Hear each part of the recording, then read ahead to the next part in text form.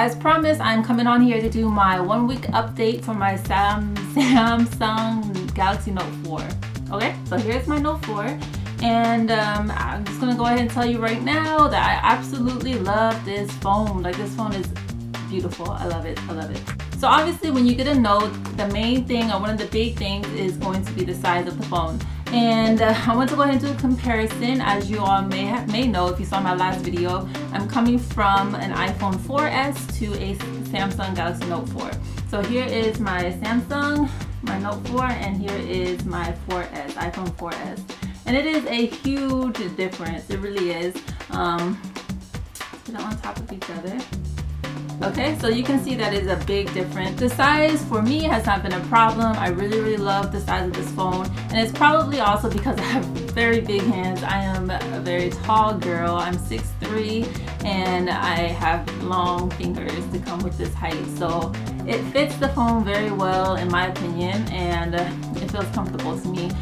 Sorry, I'm not a good representation of an average female hand, but here's a clip of my mom holding my phone, and she's, I guess, an average Asian woman.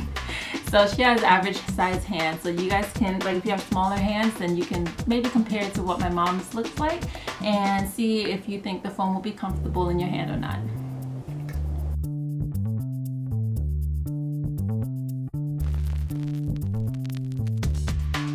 The next thing would be battery life. I used my phone more than average the second day that I had the phone, and I used it the whole day and didn't have to charge it again till around 9 or 10 o'clock that night. So usually people are home by that time, and honestly I don't think anyone really uses the phone as much as I did that day, because I mean, if you have a job or something, you're probably working, just glancing at your phone to check emails or messages, that sort of thing. I was on it pretty excessively, like I said, above average for the second day that I had the phone. You know, you get a new phone, you get a new device, you want to play around with it. So that's pretty much what I did, and like I said, it lasted me pretty much the whole day. One big thing I love about the Samsung is that it has the removable back. We all know that Apple's iPhone is 1 unit, so the back does not come off.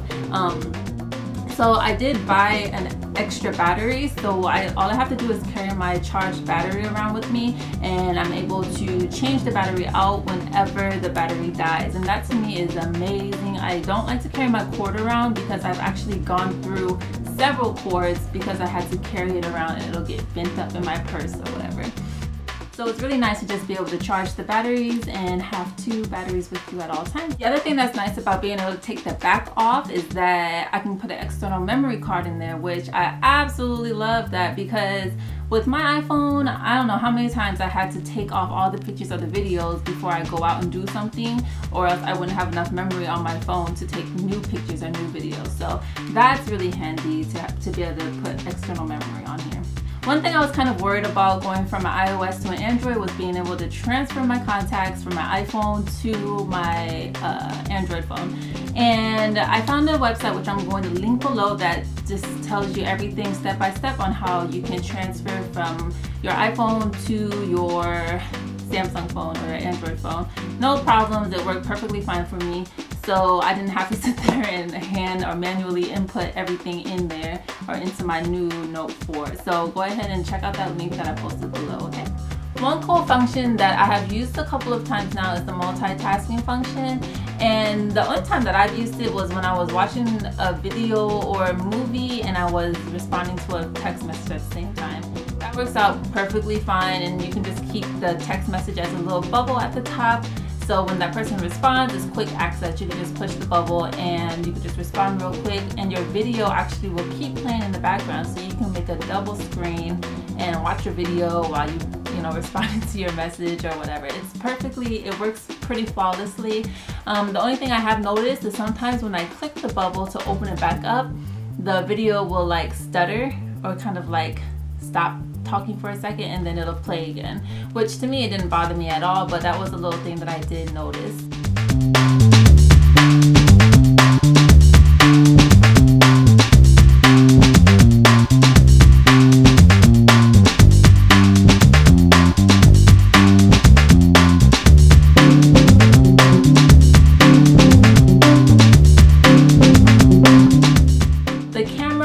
these phones are absolutely amazing. I'm going to post 2 pictures, one from my Note 4 and one from my iPhone 4S, and you guys can compare. These pictures were taken with the front camera, which is the camera that's usually not the best on the phones, but for the Samsung Note 4, it is absolutely flawless. I love the front camera on my Note 4. One thing that I was kind of bored of on the iPhone was the lack of or being restricted in the customization part. Like, I really love personalizing my phone, so I've been playing around with that so much on my Note 4, and I absolutely love it. I just love being able to change my theme, my wallpaper. Right now I have a live wallpaper, I'll show you.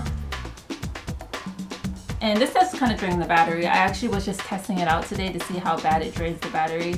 It's 4:19 now p.m. and I'm at 14% battery life, so it does drain it pretty bad. But that's okay, I think it's cute for now.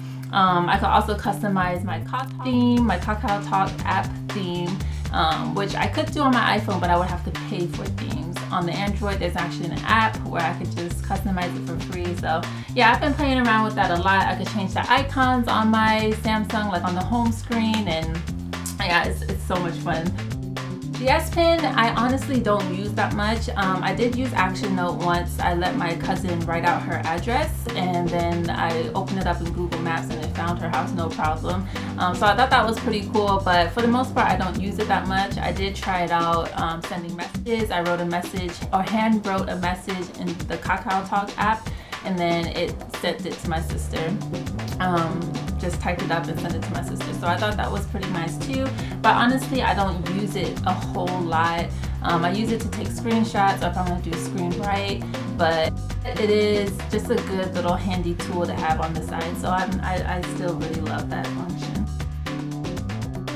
I'm gonna show you what the phone looks like against my face, like if I were to get a phone call. I am tall, but I think I have a pretty, I don't think my head is that big.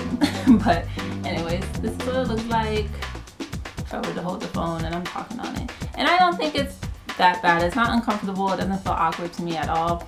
I don't know. I think this size phone is pretty perfect. Like, I think going bigger would be a little bit insane or a little bit uncomfortable, but this size to me is perfect. So that is basically my 1 week update. There are so many little functions and things that I've learned on this phone. I'm not gonna get into all that though, because that would be a really long video.